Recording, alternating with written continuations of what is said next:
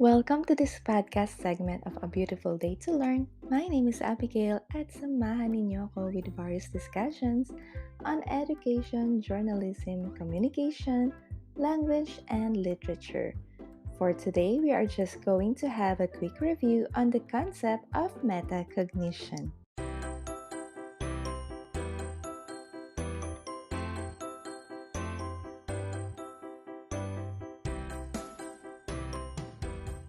When it comes to analyzing your study habits, please do remember the following. MOMANUP, which stands for motivation, organizing and planning your work, working with others, utilizing resources and feedback, managing schoolwork stress, note-taking and reading, preparing an assignment or project. Definitely, when you answer the questionnaire, you stop for a moment and thought about how you study and learn in class. You also thought of your strengths and weaknesses. And you also think of what other ways can you do to improve your study habits. Well, the most important goal of education is to teach students how to learn on their own. That's why we can say that in this quotation, if you teach a person what to learn, you are preparing that person for the past. If you teach a person how to learn, you are preparing that person for the future. And this quotation states that it is vital that students acquire the skills of how to learn and that these skills enable them to learn not just while they are in school, but for a lifetime learning. Now let us proceed with what is metacognition. The term metacognition was coined by John Flavel. According to him, metacognition consists of both metacognitive knowledge and metacognitive experiences or regulations. Simply put, metacognition is thinking about thinking and also learning how to learn.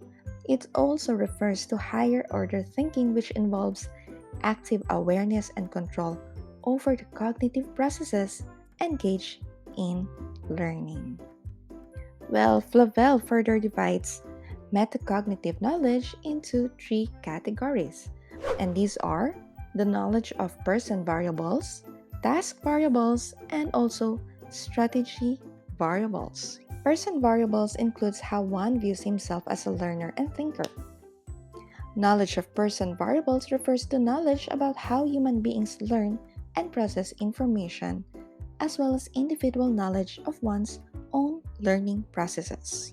The knowledge of task variables includes knowledge about the nature of the task as well as the type of processing demands that it will place upon the individual. It is about knowing what exactly needs to be accomplished, gauging its difficulty, and knowing the kind of effort it will demand from you. And strategy variables involves awareness of the strategy that you are using to learn a topic and evaluating whether this strategy is effective or not. If you think your strategy is not working, then you may think of various strategies and try out one to see if it will help you learn better. Terms like meta-memory and meta-attention are also being used in analyzing strategy variables.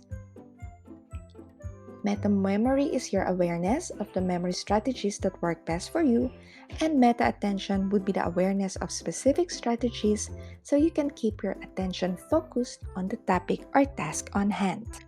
Our concepts of metacognition are being empowered by these three.